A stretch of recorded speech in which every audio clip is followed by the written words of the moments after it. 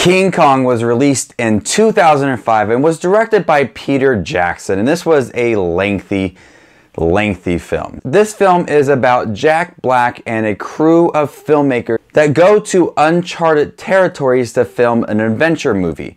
Well, on this island called Skull Island is beasts of legend, including Kong and a lot of dinosaurs. Jack Black sees this as an opportunity to make a lot of money and tries to bring this massive gorilla back to New York City to make a lot of money. And they consider Kong to be the 8th wonder of the world. There's a lot of King Kong movies. I've only seen one of them, and that's a 2005 release.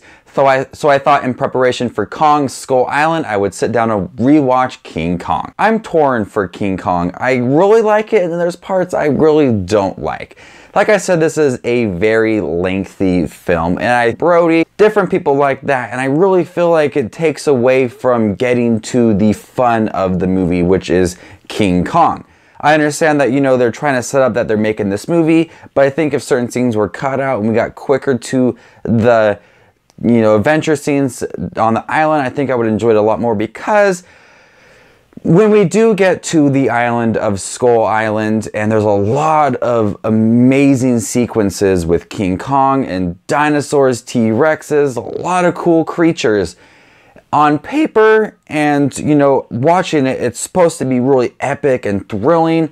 I just really don't feel that. I'm watching these action sequences and they are spectacular, and I'm just not really feeling like enthralled with it, or just, it doesn't feel too spectacular. It looks awesome, and I feel like I should really enjoy it, but part of me really does not. It really feels watered down and dull. And that leads me to another issue, is that even though this movie looks quite beautiful and the CGI is wonderfully done, the interactions between the humans and the CGI monsters and beasts at times does not really work, especially when King Kong is holding Naomi Watts.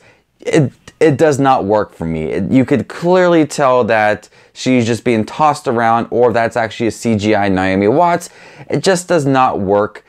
And at times it looks a little clunky and obvious, but I do think the look of this movie is beautiful. I really do like the feel of this movie. It does honestly feel like a 1920 film with just a bunch of CGI.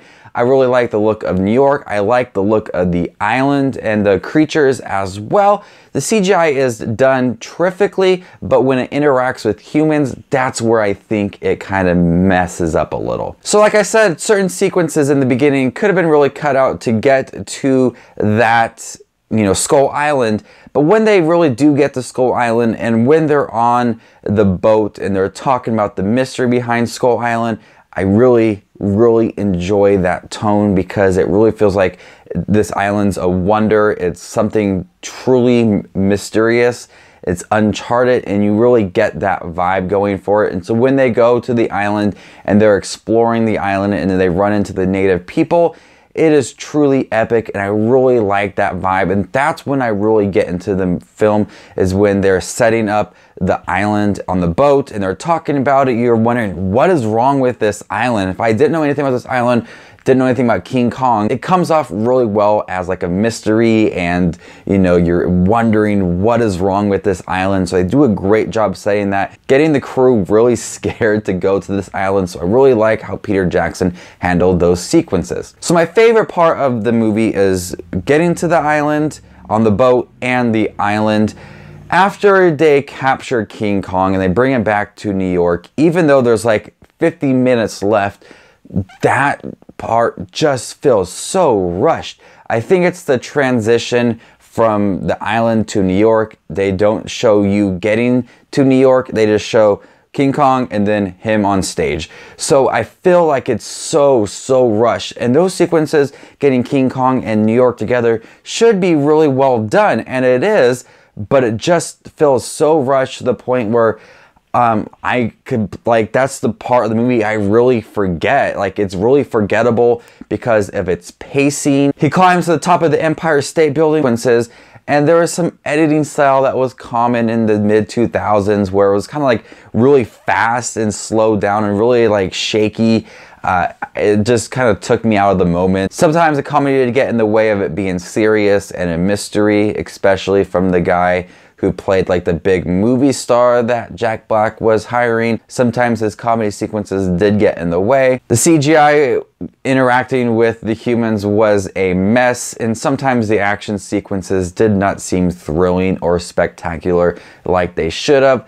But I really liked the directing in here. I loved the story in here. It is truly beautiful for Beauty and the Beast, and I really did enjoy the relationship between King Kong and Naomi Watts. You could tell that he really felt something for her, and it didn't come off awkward like a big gorilla was in love with a human being. He just really loved her, and it didn't come off awkward. It didn't come off creepy. It was just nicely done as well. So I did like the relationship for King Kong and Naomi Watts as well. So I'm gonna go ahead and give King Kong, the 2005 version, a B. It is a very lengthy film. My wife wanted to see this because she's looking forward to Kong Skull Island. I said, okay, babe, get ready for 3 hours. And then she wasn't interested in seeing it. But we sat down and watched it, and she thought it was okay. Have you guys seen King Kong? Are you guys looking forward to Kong Skull Island with a bunch of big stars? I can't wait for that movie. When I looked at the comparison between King Kong and the new Kong movie, Kong from Skull Island is massive compared to King Kong from 2005. If you guys like this video, give it a thumbs up. You can also check out my review for the 1933 King Kong. That was the first time I ever watched that one. Definitely check out that review. So this is Just Watch Movies. Remember to give this video a thumbs up. Subscribe to my channel here on YouTube. You can find my Facebook, Twitter, Instagram page, all in the link down below for that. Thank you guys for watching as always. This is Just Watch Movies, and you stay classy, YouTube.